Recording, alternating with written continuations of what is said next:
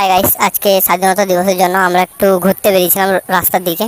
তিনটে স্কুল আর একটা কলেজের র্যালি চলছে রাস্তাতে। কত আকর্ষণীয় দৃশ্য হচ্ছিল।